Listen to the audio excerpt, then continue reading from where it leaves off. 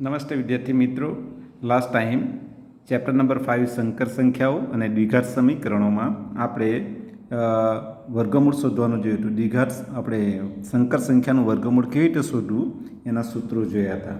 એમાં સૂત્રમાં આપણે એવું જોયું હતું કે જો y ગ્રેટર ધેન 0 એટલે કે imaginary part of z greater than 0 હોય તો a અને b બંને ધન હોય અથવા બંને ઋણ હોય. એટલે કે x પ્લસ આઈવાયનું વર્ગમૂળ આપણે શું લીધેલું, plus or minus in the bracket square root of માનાંક z plus x by 2 minus plus i square root of માનાંક z માઇનસ એક્સ બાય 2. જ્યારે y ગ્રેટર ધેન 0 હોય ત્યારે આઈની આગળ પ્લસ આવે અને જ્યારે y લેસ ધેન 0 હોય ત્યારે વચ્ચે શું આવશે, માઇનસ આવશે. આ વસ્તુ ખાસ કાળજી રાખજો. ગઈકાલે આપણે એક એક્ઝામ્પલ કર્યો હતો. એ એક્ઝામ્પલ નંબર સ્વાધ્યાય 5.4નો લાસ્ટ એક્ઝામ્પલ હતો.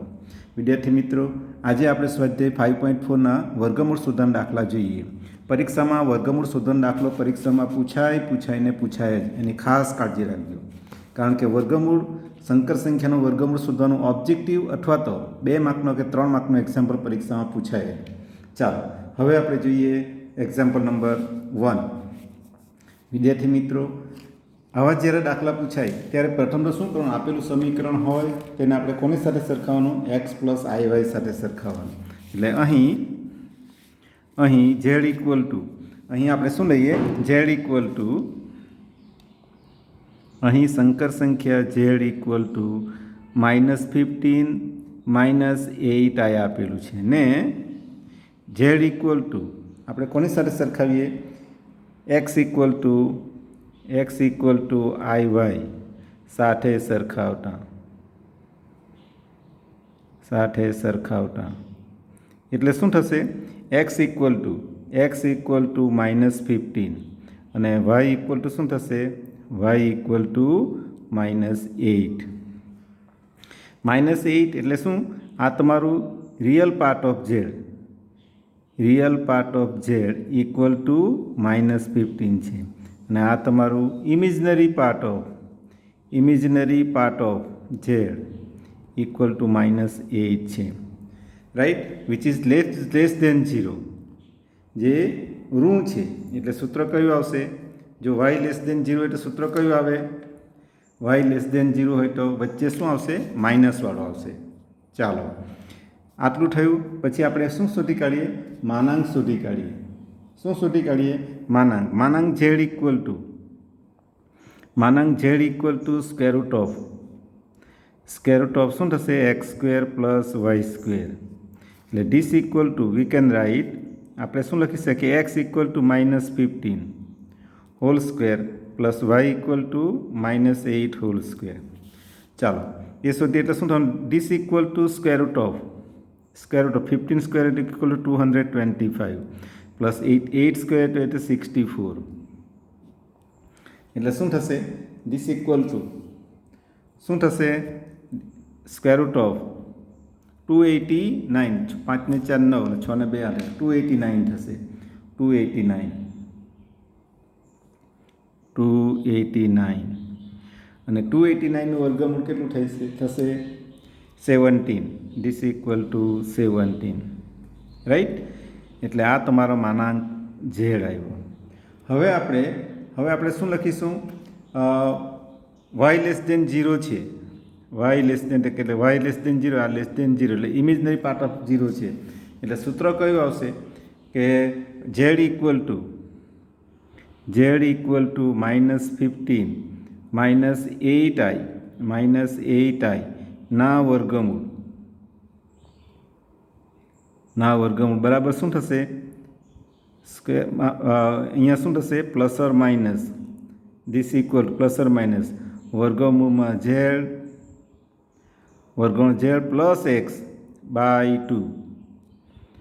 અહીંયા imaginary part of less than 0 છે, એટલે શું આવશે, -i સ્ક્વેર રૂટ ઓફ શું થશે, માનાંક ઝેડ -x બાય 2. આ સૂત્ર લખવામાં ભૂલ થવી જોઈએ નહીં.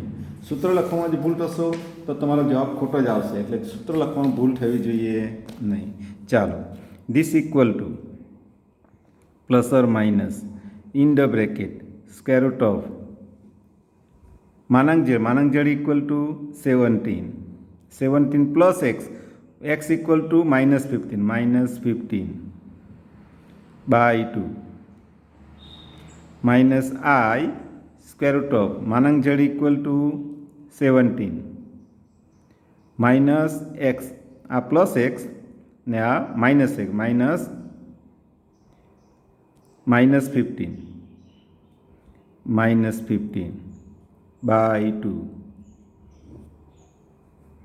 चलो हवे शुं थशे दिस इक्वल टू अहीं लखीए छीए this equal two plus or minus square root of शुं थशे 17 + 15 એટલે કેટલા થવાના સાથે 32 32 17 -15 by 2 minus I square root of શું થશે 17 + 15 बाय 2 થશે राइट। ચાલો तो विद्यार्थी मित्रों અહીં આગળ તમે જુઓ this equal two plus or minus 17 - 15 એટલે 2 એટલે વર્ગમૂળમાં 2/2 માઇનસ શું થશે વર્ગમૂળમાં 17 ને 5 32 32 થશે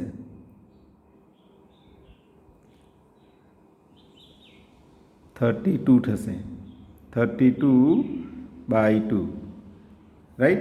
चलो this equal two plus or minus 1 square root of 1 एटले 1 माइनस 32/2 16 16 वर्गमूळ केटलू 4 एटले 4i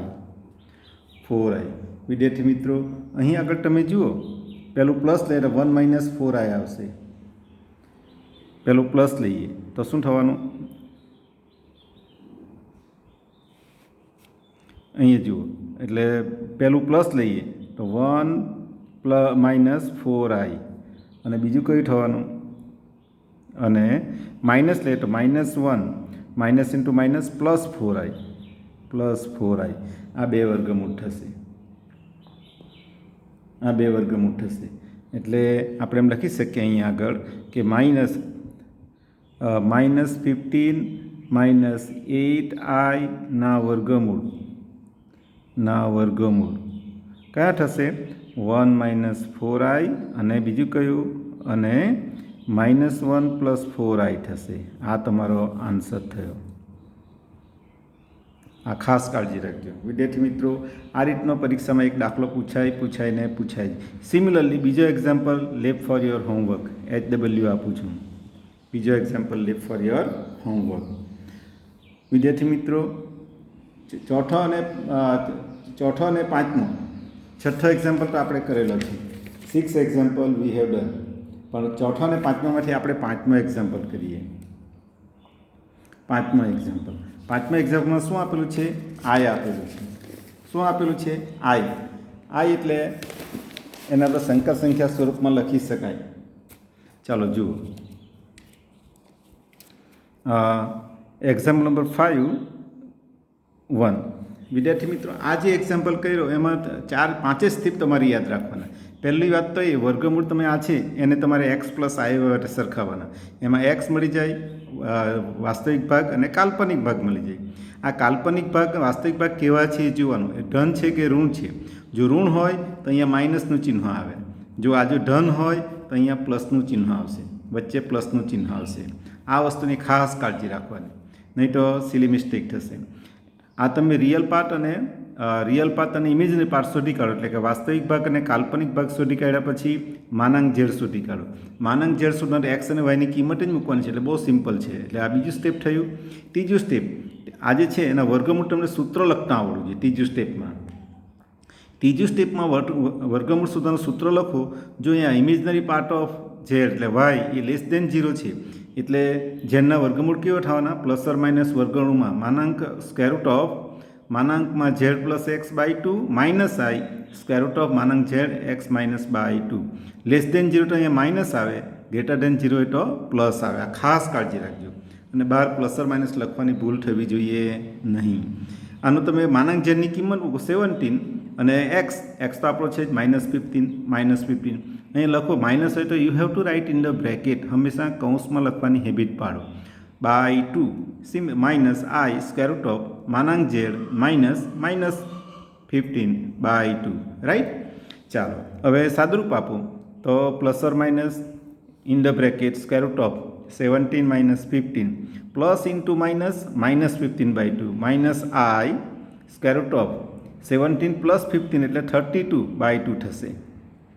આનું સાદુરૂપ આપો 2 બાય 2 એટલે 1નું વર્ગમૂળ 1 જ થવાનું, અને 32 બાય 2 એટલે 16 × 32 એટલે 16નું વર્ગમૂળ કેટલું થવાનું? 16નું વર્ગમૂળ 4 એટલે 4. આ આઈ. હવે જો આપણને શું મળ્યું? કૌંસમાં plus or minus in the bracket 1 - 4i આવ્યું છે. પ્લસ ઓર માઇનસ પહેલી વાર જો પ્લસ લઈએ તો 1 - 4i મળે, આ મળે. પછી માઇનસ લઈએ તો -1 - પ્લસ એટલે -1 + 4i થવાનું. એ તમારા આ જે આપણી જે રકમ -15 આ જે ઝેડ છે, ઝેડ ઇક્વલ ટુ -15 + 8i વર્ગમૂળ આ બંને થવાના. એ આન્સર સ્વરૂપમાં લખી દીધા. આ કાળજી રાખવાની તમારી. સિમિલરલી એક્ઝામ્પલ નંબર 5 એ તમે જુઓ. જો બીજો તમને હોમવર્કમાં આપ્યો છે, બીજો example left for your homework. ત્રીજો એક્ઝામ્પલ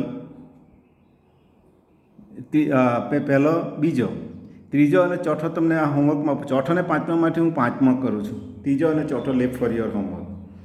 ખાસ કાળજી રાખજો. અહીંયા ઝેડ ઇક્વલ ટુ શું આપેલું છે? અહીં ઝેડ ઇક્વલ ટુ આઈ, એને આપણે લખવું હોય તો શું લખી શકાય? 0 + i. એટલે અહીંયા આગળ શું આપેલું? ને Z equal two x + iy સાથે સરખાવતા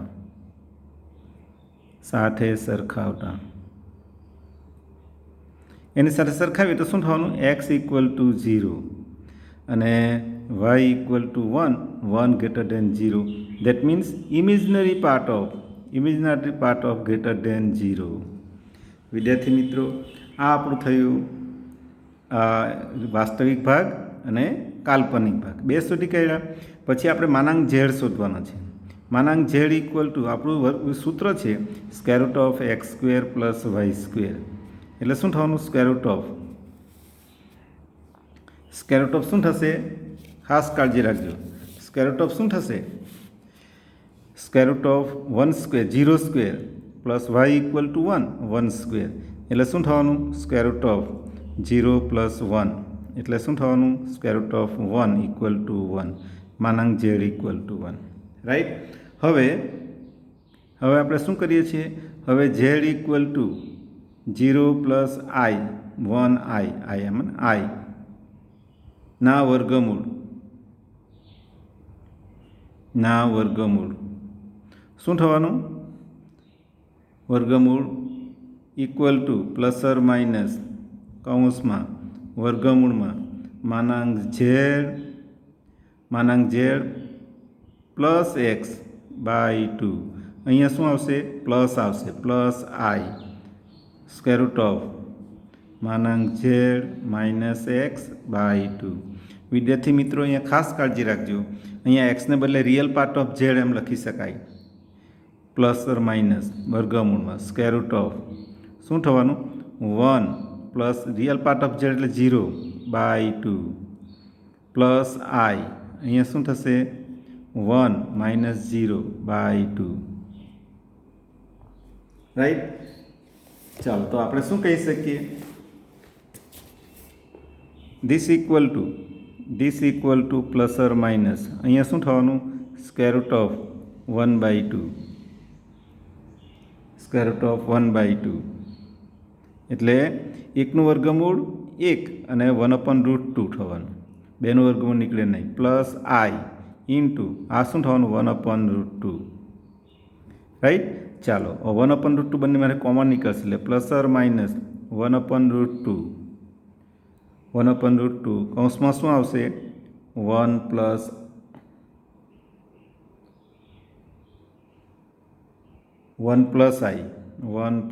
i આ થયું. એટલે વિદ્યાર્થી મિત્રો, આ તમારા બે વર્ગમૂળ થયા. માટે આઈના વર્ગમૂળ માટે આઈના વર્ગમૂળ શું થશે? આઈના વર્ગમૂળ પ્લસ ઓર માઇનસ 1/√2 1 પ્લસ આઈ આ થશે.